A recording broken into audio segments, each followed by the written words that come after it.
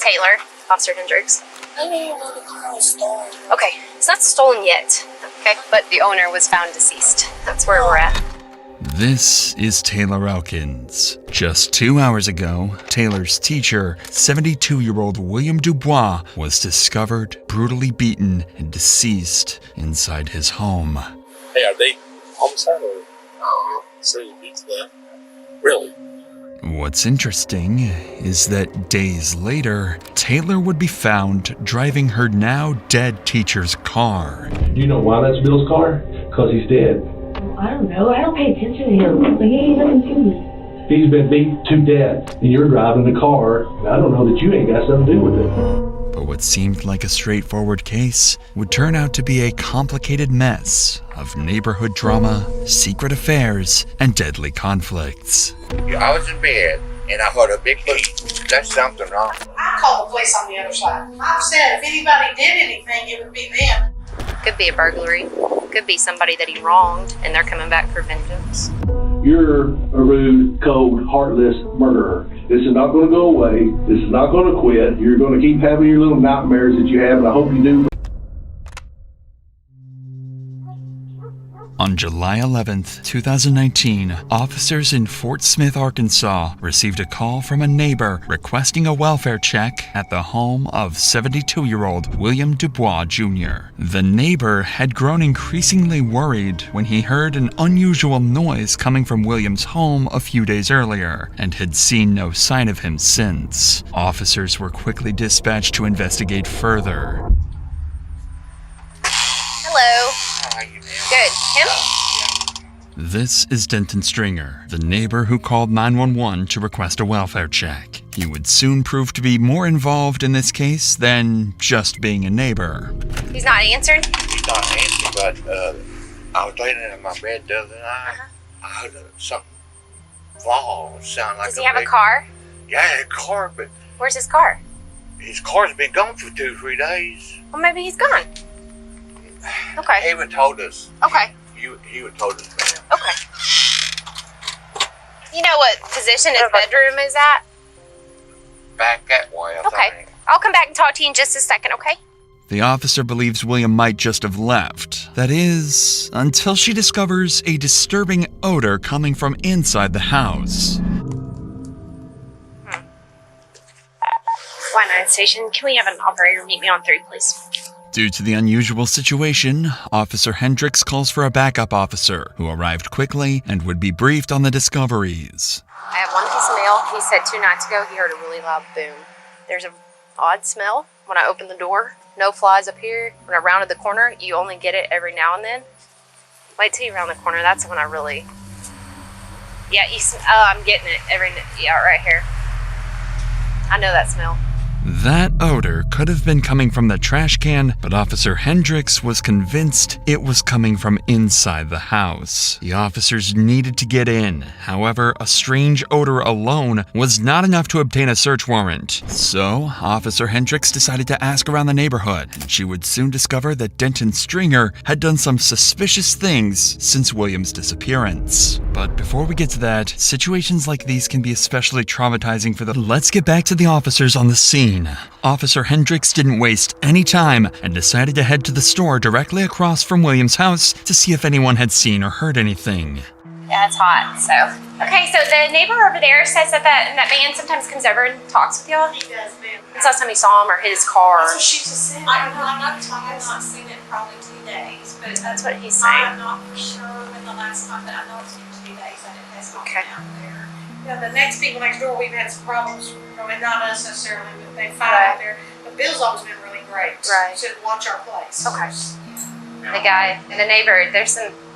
I mean, he come over here to call Bill's number, like a 1-800 number. And listen, I called the police on the other side because of the women out there fighting and everything, screaming from the kids. So On his side? Yes. Okay. Yes. So I've said if anybody did anything, it would be them. I mean, that's exactly. I shouldn't even say that, but because it's just odd that they come over here and then he's telling us to call Bill like this. We should check on this one.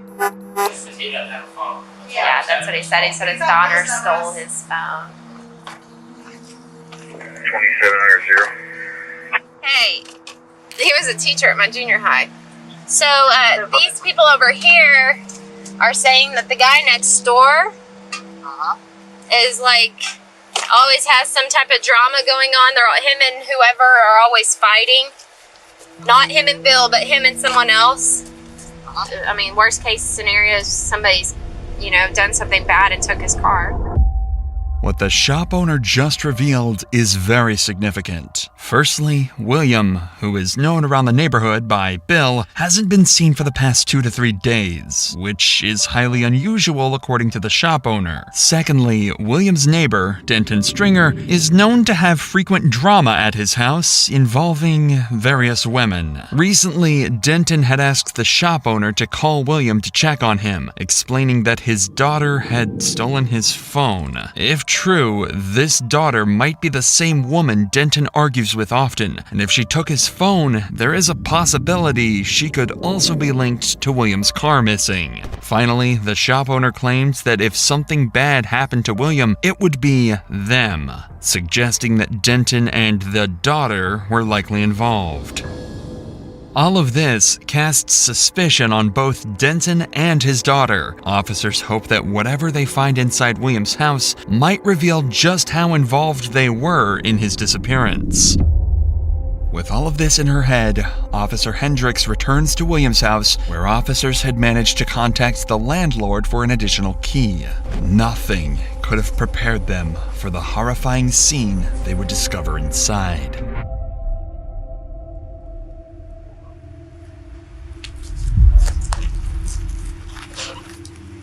Oh, that red stuff everywhere. Really? There's some here, some behind the chair. I wonder what it is. And there's no TV in the living room. It's missing. As officers enter the house, they find William's lifeless body in the bathroom. It soon becomes clear that this was no natural passing. Is that splatter on the door frame? What? Is that splatter on the door frame? Yes, like Okay. there's stuff right there. Oh, wow. Maybe his door was unlocked. There's no phone either. What the officers had discovered was nothing short of horrific, but the attacker had left a lot of clues, meaning police could piece together a story.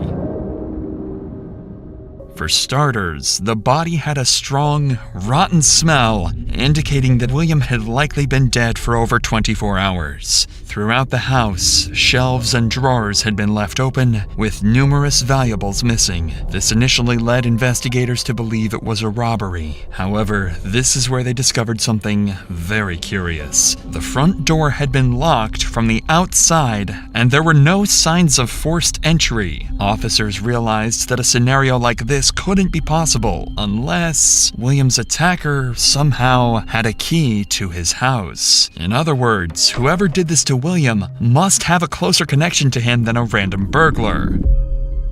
This made the shop owner's earlier comments even more interesting to police. They had mentioned that if anything happened to William, it would probably be Denton and his so-called daughter, both of whom were close enough to William to have been given a spare key. So with no better leads, Denton quickly became the main focus of the investigation, and police began to wonder if he was simply a concerned neighbor or if he knew far more about William's death than he was letting on.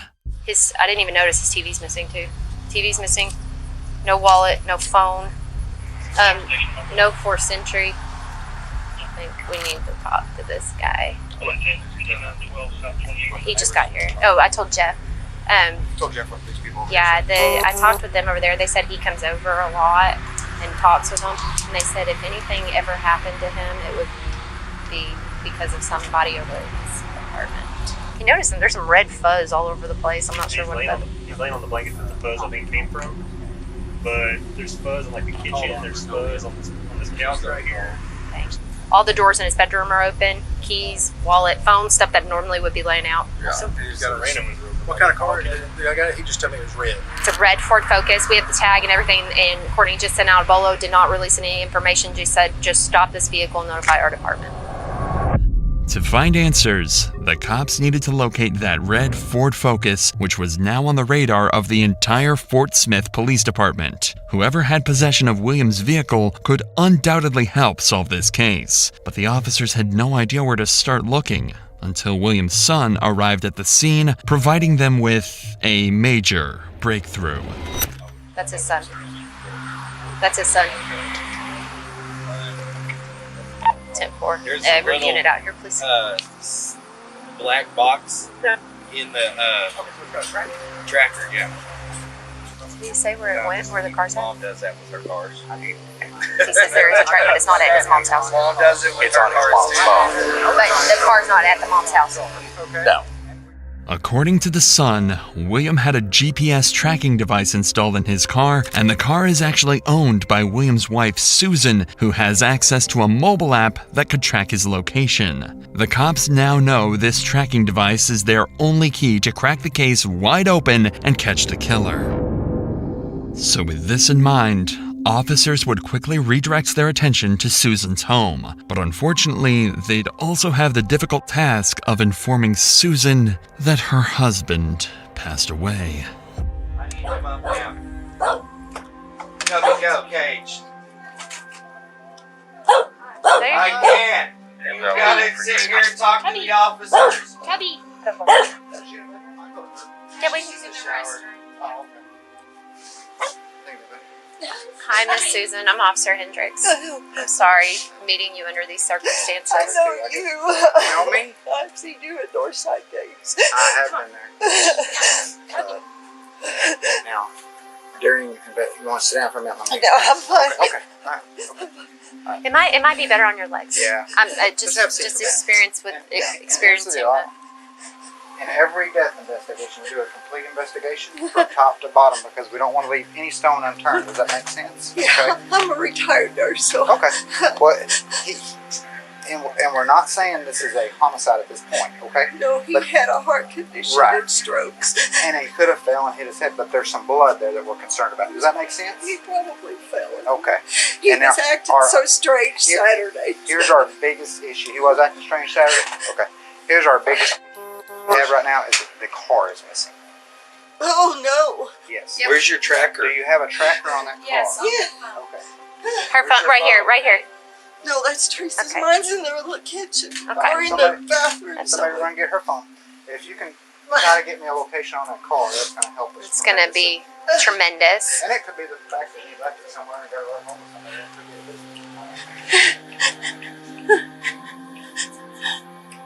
could be a Florida Station, Houston 2, next up records to my location. Off Kelly Highway. That's it. Pretty sure it's stationary. It's parked at a house. Oh, snow. And it's through JB Byrider too. The car is at JB. Who's north? It's through JB Byrider. What? Okay. Thanks to Susan, the cops now know where the missing vehicle is. Without wasting any time, officers quickly leave Susan's house and head towards the location of the car, but they have no idea who has it or what kind of danger they could be facing when they find it. After all, this is the stolen car of a murdered man. Hello? How you doing? Y'all live here? I don't. I'm from here. Okay. You live here? No, I just come to yard. Okay. Yes, sir. What's wrong? They're looking out the window. We got people looking out the window, so let's. You got an ID on you? Yes, ma'am. I have an ID. I will notice actually that it's actually a lot of so just Where's your wallet at? Channel 1. Okay, let's go inside. Let's go inside. Let's go get your wallet. No. You can go. You can do whatever you gotta do. Make her go too. Oh, hang tight. We're gonna be parked there for a second. She should have to go too. Go where? Wherever. Go inside with us? I mean, she can. Hang tight for me right here. We're gonna all go over here. Let's all go over here. What's going on? I don't know. Let's go over here. I mean, what have we done something wrong? Yeah, something's going on. Go over there and we'll explain it to you. It seems there's someone in this house who wants to avoid the cops, and these officers know they could be walking into an ambush, so everybody behind that door is a person of interest. Okay, so basically, they came out the back. They tried to go out the back. They said they were going outside to smoke. Somebody just shut the front door on me, so. Portsmouth Police Department. Hey, come out with your hands up. We know you're in here. Come out. Portsmouth Police Department. Go ahead, hold traffic. Yeah, less than 33. Hey, come out. Come out. It's okay. It's okay. Just come out on the side of the house. What have we done wrong? Who else is here? It's an investigation. Investigation? We're going to explain that. We're going to explain that. Who else is in here? Come on. What's going on? Just walk out to that side of the house for me. Who else is in here? Is anybody else in here? Just walk out here, right here, to the right. Thank you. What's going on here? Taylor Elkins. That's Taylor Elkins. Who else is in here? Okay. Go ahead and step out. No, go ahead and step out. Portsmouth Police, this is your last time to come out freely. Come out with your hands up. Keep your hands in the air where I can see them. Keep your hands in the air where I can see them. Good. Keep walking. Keep walking. Walk toward me. Randall Perkins, correct? Pickens. Okay. Randall, go ahead. Step off that porch and to your right on the side of the house, okay? Who else is back here? Be real with me. I don't know who came out. Officers would go on to conduct a room-by-room sweep of the house and confirm it was empty before returning outside to face a different challenge. A handful of detained suspects with potential ties to William's missing car. Among the small group, officers noted a mix of faces, some nervous, some indifferent, but it wasn't immediately clear who knew what until the question of the red car came up. All these subjects were inside the house. When asked any of them, who's this red car, they all pointed to Taylor Elkins. The moment Officer Shelby asked who owned the red Ford parked out front, everyone pointed, without hesitation, at the same person, Taylor Elkins. The first woman who exited the house earlier when police barged inside. Having possession of a man's car who had just turned up dead is naturally going to raise suspicion, and surprisingly, Taylor herself would go on to admit that indeed, the car belongs to her. Here's the deal. One of the females that we got out of here, when I said, well, who's this car belong to right here? And everyone pointed to that. I said, that's your car? She said, yeah, that's my car. With this revelation, the focus was pinned directly on Taylor, and it was time for her to explain how she ended up in the possession of a dead man's car. Taylor, Officer Hendricks, obviously. Did he read you your Miranda rights? He did? Like your rights to an attorney, everything like that? Okay, where'd you get the car? I already told him. You tell me. I did, okay, at Boardwalk, it's just like a friend. That's it. His name's Sean, but I don't know his last name. White or black? He's white, but I don't think he thought it was stolen. No, I didn't say it was stolen. No, I'm saying, like, I don't know. Okay, I'm just I really don't know how he got it, though. But okay. I'm saying, like, I was like, dude, like. You got your phone on you? No, I don't got nothing on me. Where's your phone at? In there? I ain't got a phone. Come on, everybody got a phone. She didn't have a phone when I arrested her 2 weeks Thank you. ago. I really had done my daughter's chatting. She had to use her girlfriend's phone at the time. So you got it from Sean in the first entrance off of Albert Pike to 4201 Kincaid. Boardwalk. The address, but dude, he's a crackhead. Okay.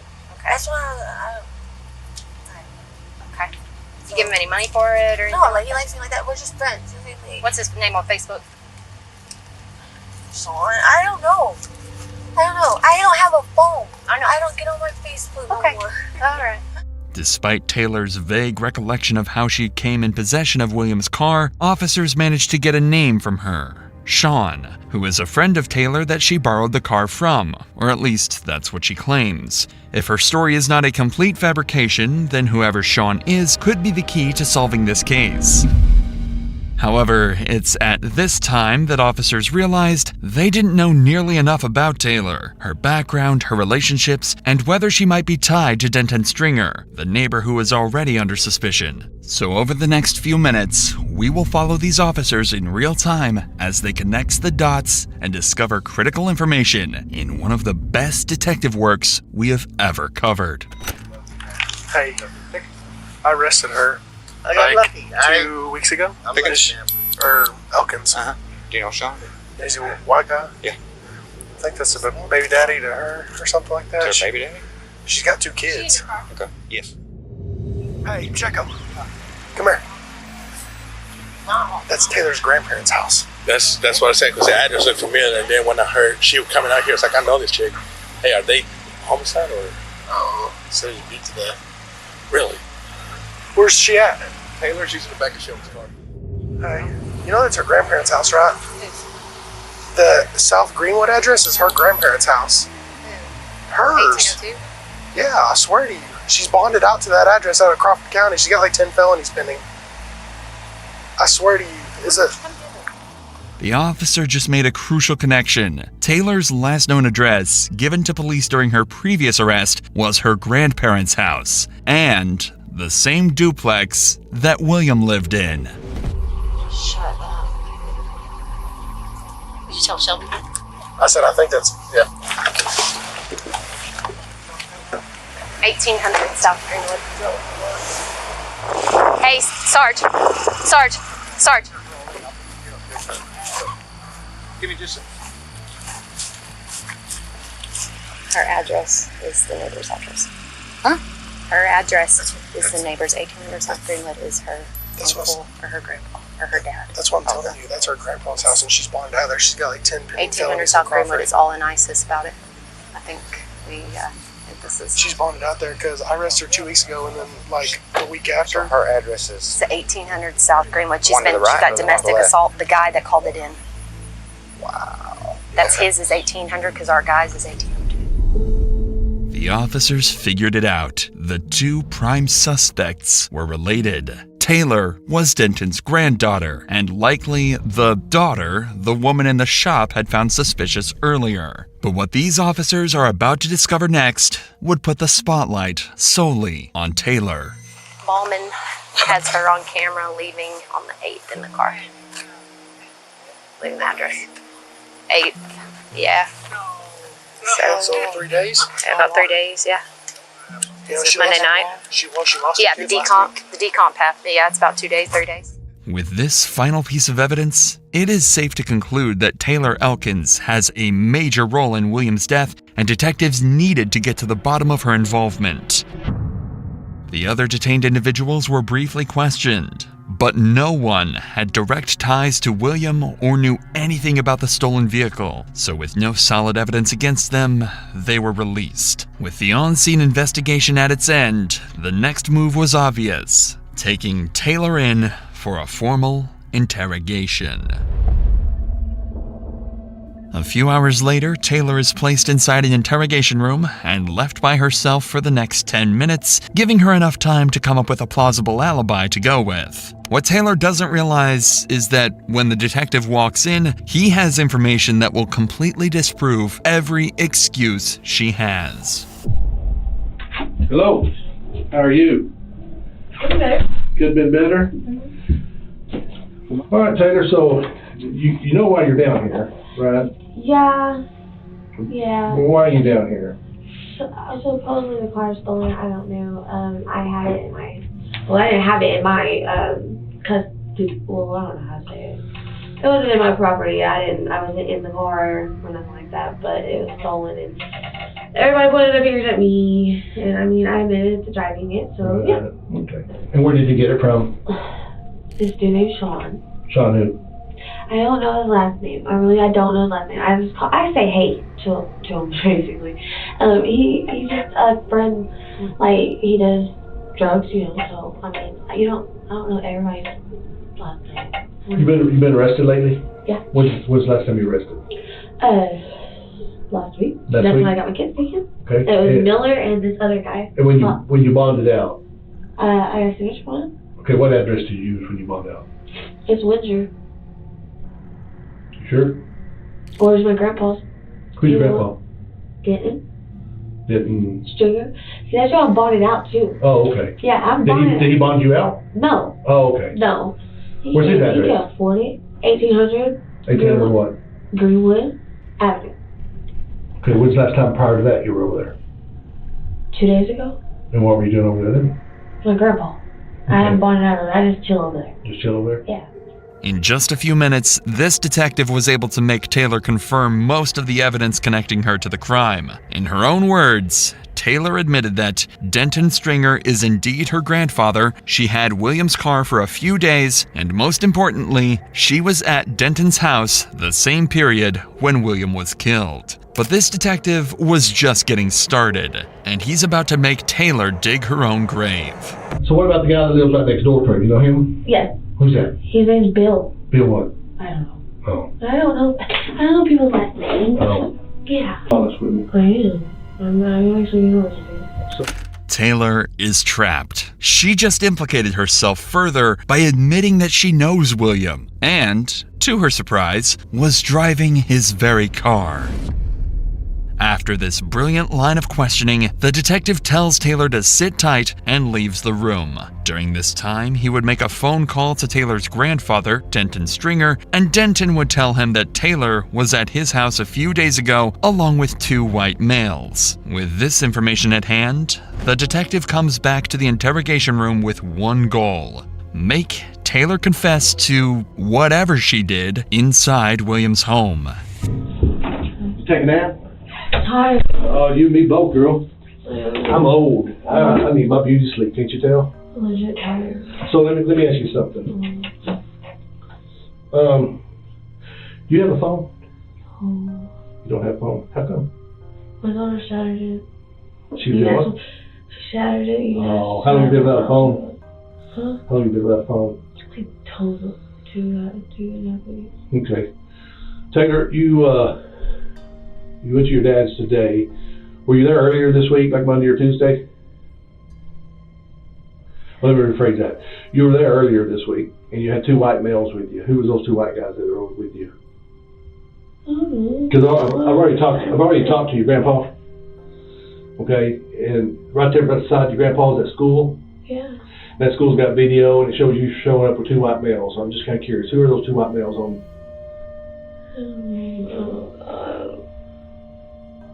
I don't even remember 2 white males. You know? So, you don't believe that's Bill's car? I mean, if it is, that's fucking amazing. Even when directly confronted with undeniable facts, Taylor continues to play dumb, even making a mockery of the entire situation. So, in order to make it clear to Taylor that this is a serious situation, the detective would reveal the true reason she's in the interrogation room. Because she is a murder suspect. You know why that's Bill's car? Why? Because he's dead. They beat him to death. And you're driving the car from a man who's been beat to death. And I don't know that you ain't got something to do with it. And you want to play tough girl with me, and let me tell you, this is not going to work out for you real good. He's been beat to death. No. You think I'm lying? Why the hell do you think I'm here? You know why I'm here? Do you know what my title is? Homicide. Hey, it's got real. You talk about losing your girls? You're fixing to lose them for a lifetime. You do anything, though. You know what? You're knee deep in this shit right now. This just got real. You better start coming clean with what you know. I told you. I'm just letting you know. Here's where we're at, Taylor. I'm gonna be honest with you. This can go either really good for Taylor, or this can go really bad for Taylor, because I can promise you I'm really good at what I do. If I can catch you in a lie, and if you lie to me, I will put you in prison for the rest of your little life. Just know that. Now that Taylor understands the severity of everything and is deeply emotional, the detective will seize the moment to confront her by exploiting her vulnerable state in hopes that the emotional pressure will break her defenses and compel her to finally tell the truth. I'm not threatening you. I am promising you. So, if you give a damn about Bill, if you didn't kill him, if you didn't beat the hell out of that old man, you're driving a car that was taken after they beat him. You better come up with who had this damn car, or who you took over there with you that seen him and went back and targeted him. I told you I got it from Listen to me. Here's the truth. You better start coming up with some full names, because you know what? Who do you need to think of right now? Who's the most important person in your life right now? You and your babies. You better take care of them. I tell you. You better think hard. Because I got all night. Hell, I get paid by the hour. I'll stay here all weekend. You're driving around a dead man's car. I didn't know he was dead. I wasn't there. But you know the people who probably killed him. I told you I got the corpse. Shot who? In the apartments that you pointed out? Yeah. The guy, the old man died in it, had a heart attack and died in one last week, and the other one's got an old woman that lives in it.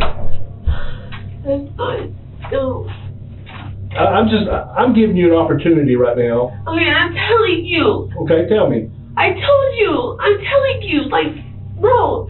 Let me ask you this. If you had to get Sean right now, where would you go get him at? What? What apartment number? It's in the corner. There's 4, 5, 6, 7. It's either 5 or 6. Now it seems like Taylor has a story to prove her alibi. Taylor claims that William's car belongs to a man named Sean, who she borrowed the car from recently. If what she's saying is true, then Sean could very well be the perpetrator of this evil crime. However, Taylor would also proceed to point more accusations towards Sean, telling the detective that he assaulted her, ruined her life, and took her kids away. This means that Taylor was likely involved in a relationship with Sean for a good amount of time. But what's strange about this entire story is that every time the detective asks Taylor for personal information about this Sean guy, she dodges the questions and refuses to give any information away.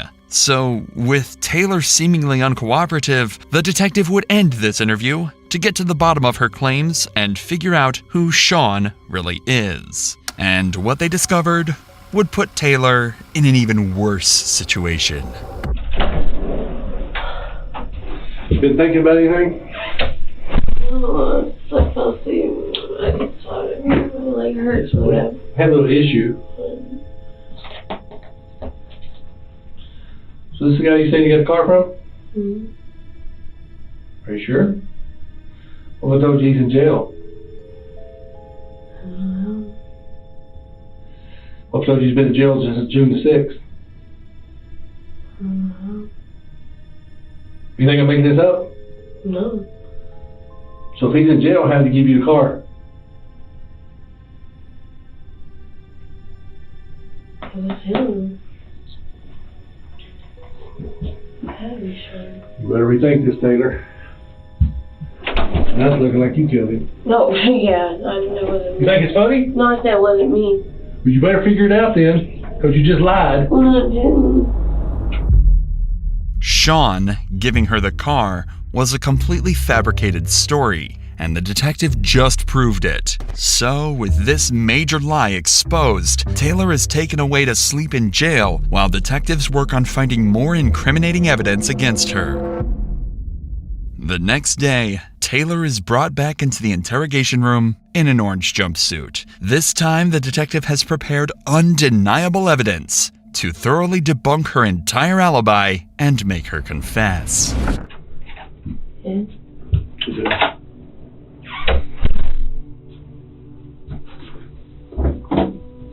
You wanna know what happened to Bill? Yeah.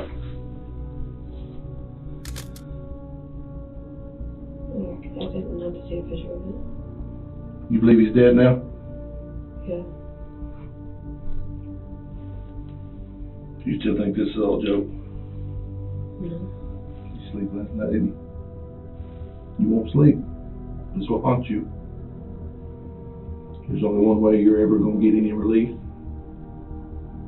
or you're going to get any closure. And you're going to have to tell us the truth of everything you know, and you haven't done it yet. And it's going to be the hardest thing for you to do. But it's the only way you're going to get any peace ever. Mm-hmm. At a minimum, if you didn't do it, you know who did? Mm-hmm. Are you scared of the person who's involved in this? I don't know who's involved in it. Do you really think you get stuff out of people by threatening them? I'm not threatening you. Girl, in their face and stuff? I haven't got in your face. I'm saying like you. I haven't threatened you. I'm letting you know what's fixing to happen to you. Because you don't believe anything. I'm sorry? You don't believe anything. I don't believe liars. Okay? And you're a damn liar. You need to be out there getting a real killer. Well, you need to be helping us. If you even cared about the old man that's been beat to death and shot, you need to be helping us. You just shot it. You don't think he was shot? Was he? You tell me. You just showed me the top. You not see enough? You don't see again to get a better look? I don't. I want you to remember that picture every night of your life. Of course you do. Every night. Elkins' body language has shifted from cocky and playful to scared and confused, and just about everything else in between. Her behavior would change again after she's allowed to make a phone call to her mother, where she'd stop pleading innocence and start playing the victim. She's now going to paint a picture of a man named Joseph Rogers, better known as Joe, that will make him out to be the bad guy.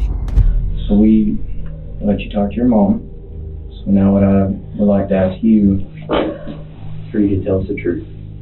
The truth, I mean, I told y'all the truth today, but I just didn't tell y'all all of it. Tell us again what happened and exactly the truth the way it happened, okay? Joe came over that night and he asked me what he had in the house, and I told him that he didn't have shit. He's like, will you knock on the door? I knocked on the door, and then he went in. I left. That's when I went to McDonald's, and I came back. He told me he took care of it. I didn't kill him, though. I didn't do nothing like that. When he said he took care of it. He told me that at the casino because I kept asking him what happened. Because I didn't want to part in it, so I was scared. I didn't want to go in there or nothing. I didn't know what happened. And I kept asking him what happened. He kept telling me that he took care of it, that it's okay, that he finished it, blah, blah, there's nothing to come about it. And he just kept telling me that he's like, you need to get rid of those TVs, blah, blah, blah. He said, I'm not touching them. And that's when I had Pete on him. Like, I didn't know. If I knew all that, I would have took his car. Like, if I knew he was dead like that, or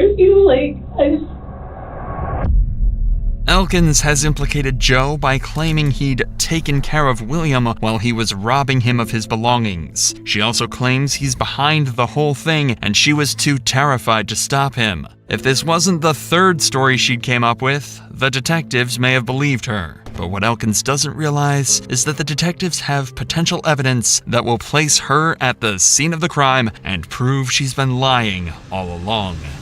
Taylor, one thing that is concerning is the fact that Bill does have hair in his hand. Okay? And we had a detective down there during his autopsy who states that the hair is the same color as yours. And Joe doesn't have any hair. So where would that come from? Because I didn't see him at first. That's the truth. That's why I gave a hair sample. I want the eyes bothering. Yeah, that's why I gave a hair sample, because I didn't.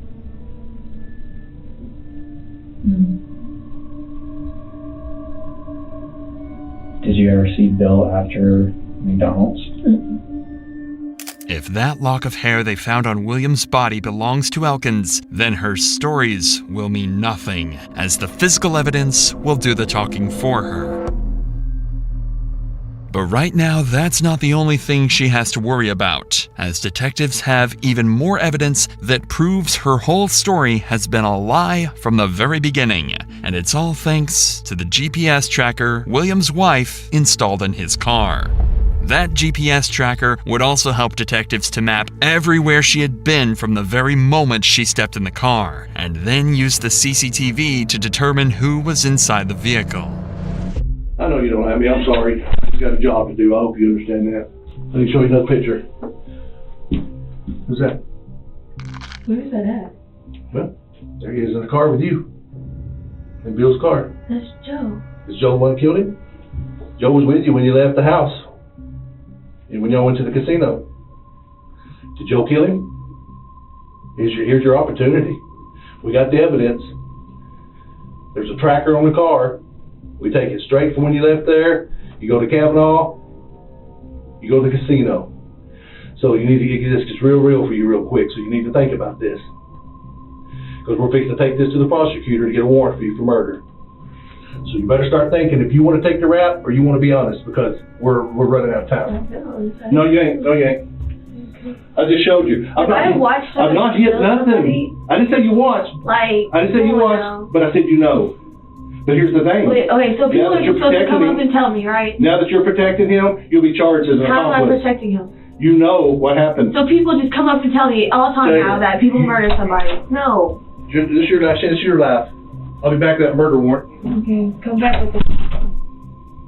Taylor's arrogance with the entire situation has seemed to finally have caught up to her, and her extreme stubbornness has left the detectives with no choice other than to resort to other methods of incriminating suspects, such as DNA samples, hair samples, and last but not least, the polygraph. The polygraph test was done off camera. However, the polygraph examiner would have some harsh words for Taylor after the test had concluded.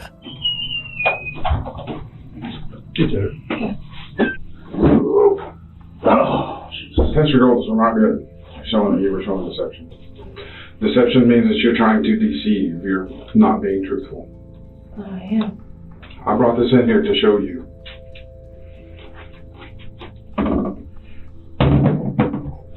You see that question that says R5? And that big spike on it? That's where you were telling us a lie. You were lying to me when I asked you in the test, were you present when he was attacked? Not when he was killed. But attacked, maybe, not killed. When I ask you, did you kill him? Your reading is stronger than that. Oh my God. I am just trying to clarify. Because you're just getting on my nerves right now. I'm not in the mood today. I've had. Well, I really don't give a shit if you're in the mood or not. Of course you don't. All right? You're a rude person. I'm not a rude person. Yes, you are. You're a rude, cold, heartless murderer. That's No, what I'm you not. are. No, I'm not. Look at you. You have no defense for yourself. I'm not though. Because you killed the old man. No, I didn't. I know what I'm capable of. I'm not Yeah, you're capable of that. You're right in the middle of all of it. And why you don't think you think you're so tough? I told y'all what happened. You ain't told us nothing. You make up everything to point the finger at everybody else. But I don't. You do, 100%. No, I don't. This is not going to go away. This is not going to quit. Okay. You're going to keep having your little nightmares that you have, and I hope you do for the rest of your fucking life. Taylor would never formally confess during the rest of the interrogation, continuing to point fingers, blame others, sometimes being completely imaginary people, and playing the victim. William Dubois Jr. had suffered from 27 impact injuries and met a terrifying end the day of his death. The hair sample found in William's hand was eventually matched to the hair of Taylor's, adding one final cherry on top to help convict her. Detectives ultimately believed Elkins was responsible. Although she didn't confess to the cops, she allegedly made a confession during her incarceration. She also told another inmate that she went to William's house to borrow some money and had become angry when he didn't have any. So out of both frustration and pure evil, she grabbed a hammer and beat the life out of William without any remorse. Taylor's grandfather, Denton Stringer, was initially investigated as a potential suspect. However, with no solid evidence connecting him to William's murder or Taylor's involvement, authorities ruled him out. As for Joseph Rogers and Sean, they were both cleared of any involvement in William's death. The two had nothing to do with the crime whatsoever, and were simply scapegoats for Taylor to point fingers at. As for Taylor, she was charged with first-degree murder on October 9th, 2019, and in January 2020, she accepted a plea deal that meant she'd avoid a life sentence. Instead, she was sentenced to over 40 years in prison. Her first chance at parole will come in 2059.